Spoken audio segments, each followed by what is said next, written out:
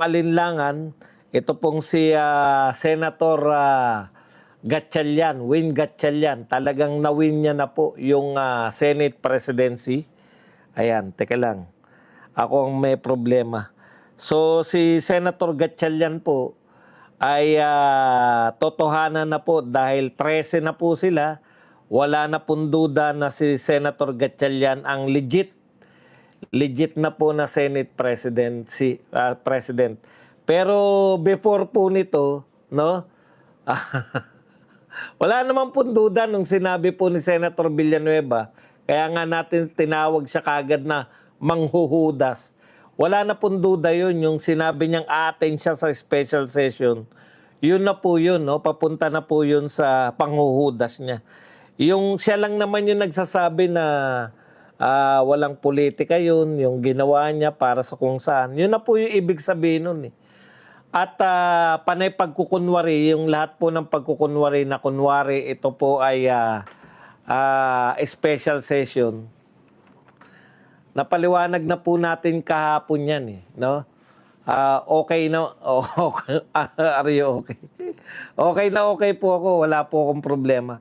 Napaliwanag na po natin kahapon yan na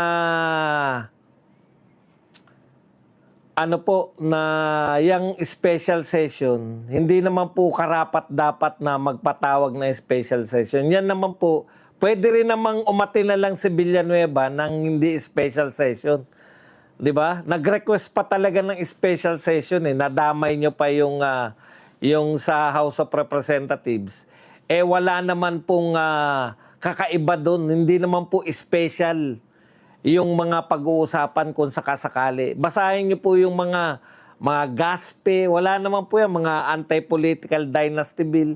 Mga pangkaraniwan lang po yan ng mga batas. Yung iba nga amendments lang eh. Hindi naman po buhay at kamatayan yan para magkaroon ng special session. Yan po, pinagbigyan lang po yung special session, di ba? Pinagbigyan lang po yung special session ni Senator Villanueva para hindi po siya magmukhang, para po may katwiran siya na aaten kunwari ng special session. Kasi nga po, nakakahiya naman na aaten siya ng patawag ni Gatchalian.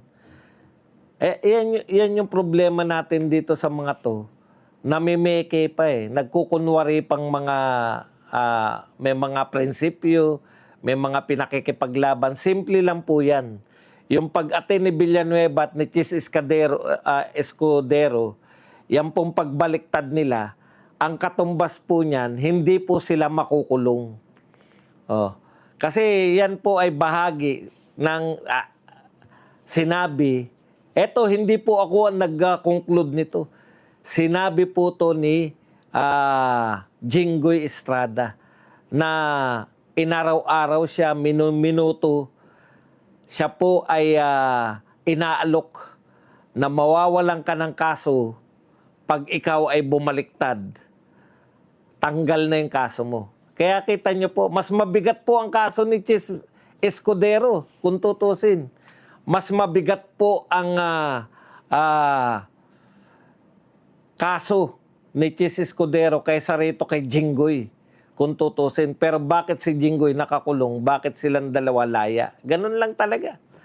Yan po talaga ang mga walang buto. Yan po talaga kaya ka nag-tridor dahil tinakot ka, ayaw mo makulong. Talagang ganun. Wala po tayong magagawa. Ganyan po ang personality nila. Pero ngayon wala tayong magagawa kundi maghinagpis. Pero may power po tayo eh. Ang power po natin mga kapatid, sa totoo lang po, may power po tayo ng boto, pagboto. Babawi po tayo dyan sa botohan. Teka lang, ano ba nangyari rito sa akin? Okay.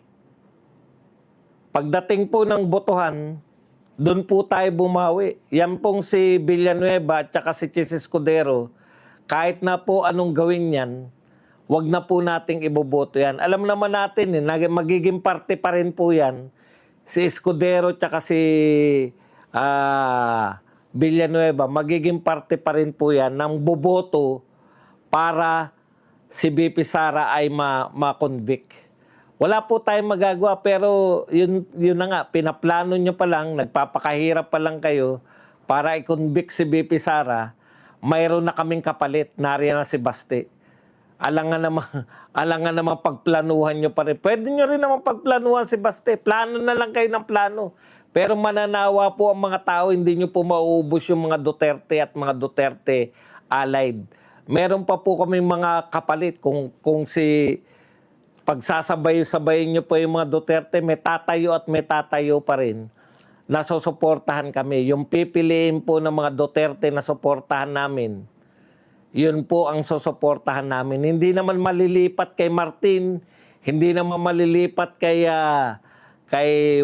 Sherwin Gatchalian at kay Risa Hontiveros yung boto namin. Sa Duterte pa rin po kami boboto. Kaya hanggang 2028, sige, magdiwang kayo.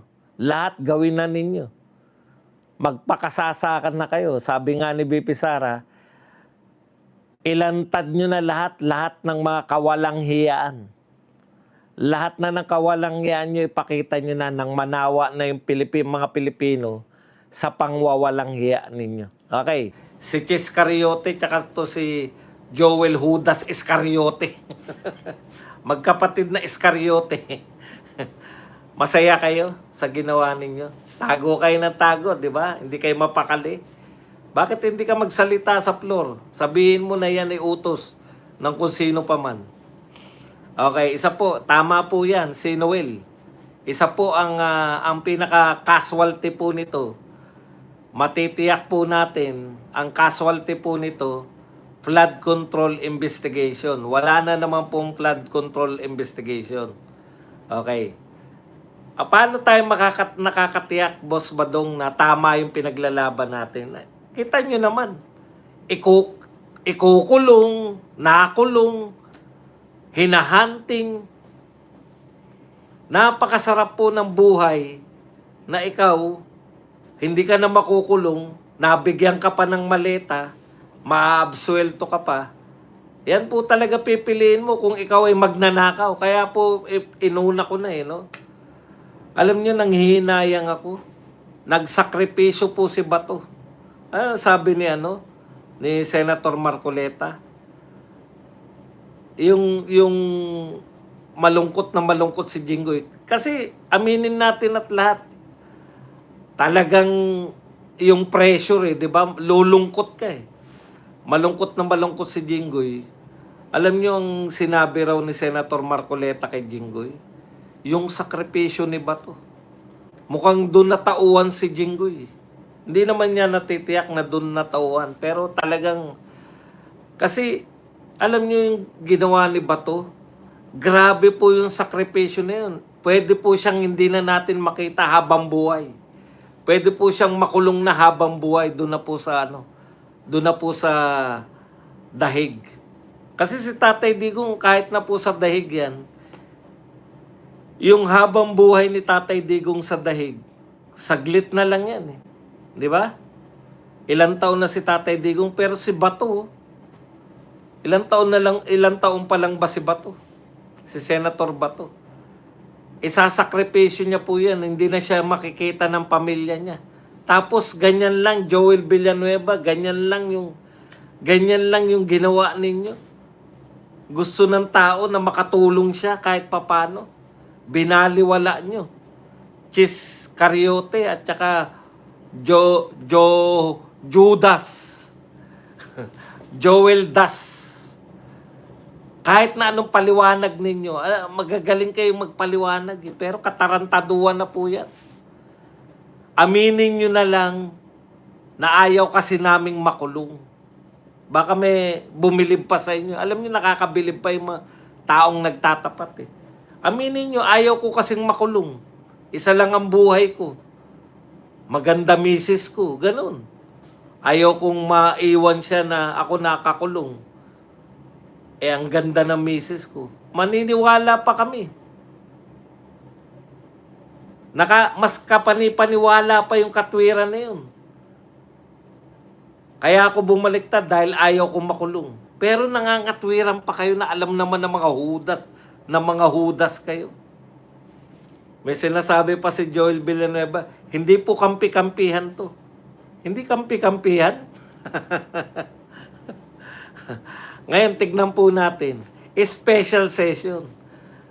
Pinag-usapan namin yan sa Birada Aguila. Sabi nila, teka muna, di ba bawal yan, Badong? Nanawagan sila ng special session tapos iba yung pag-uusapan nila. Mag-elect sila ng new president. Di ba wala sa agenda yan? Sabi ko nga kay Bisdak kahit wala sa... Hindi nyo ba kilala tong gobyerno na to? Kaya nilang gawin ang lahat ng sinasabi nyong hindi kaya. Hindi po pwede dahil wala sa agenda. Wala po sa agenda yan, yung pagpapalit ng Senado.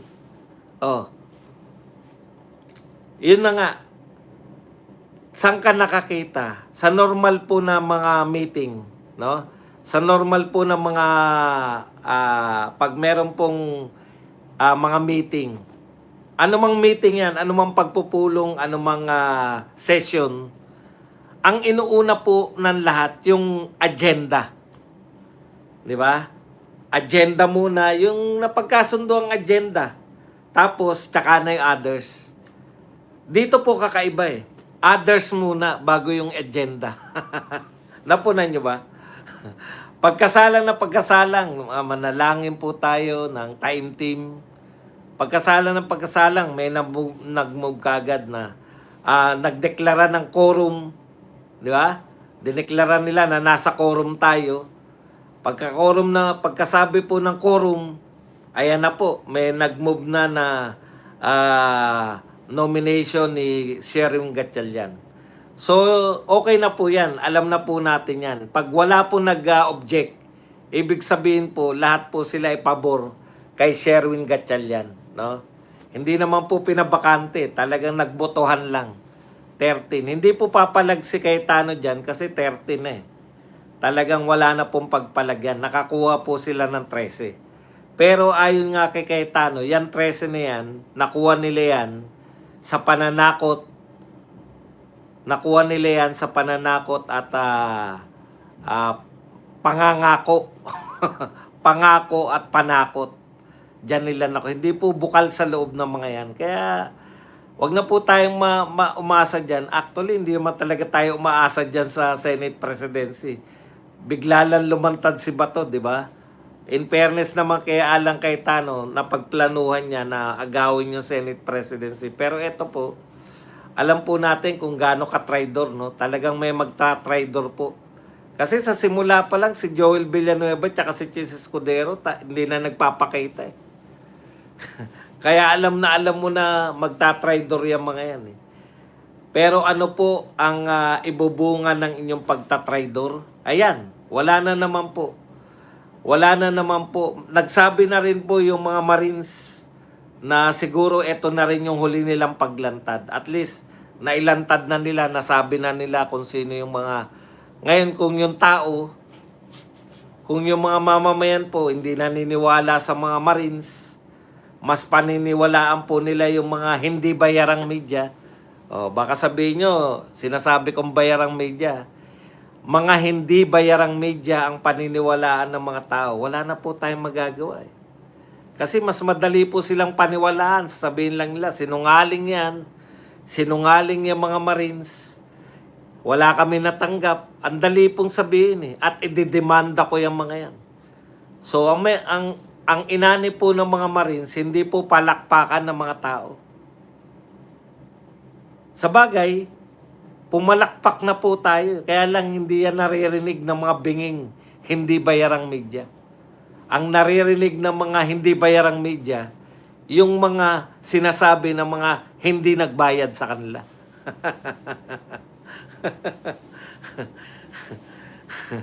Ngayon, tuloy-tuloy po yan. Tuloy-tuloy po yan. Kasi nagsasalita si Tulfo, Erwin Tulfo. Parang baliktad pa no? Parang may mga nakukonsensya pa raw sa taga-kabila. Nakukonsensya o may natatakot pa kayo. May babaliktad pa raw dahil mga nakukonsensya na sila. Hindi ko alam kung saan kumukuha to ng lakas. Etong mga to ng lakas na loob, magsabi na may mga nakukonsensya pa raw na babaliktad.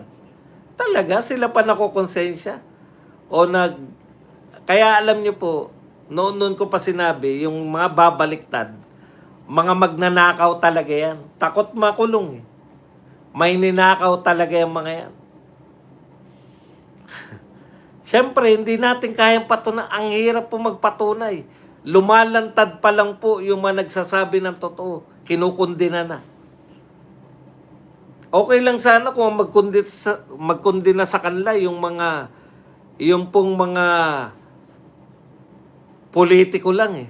Dahil, putya, ikukundina nyo, kayo nga ang pinagbibintangang tumanggap ng maleta, tapos kayo rin ang magkukundina. Hindi naman na naniniwala sa inyo mga tao. Ang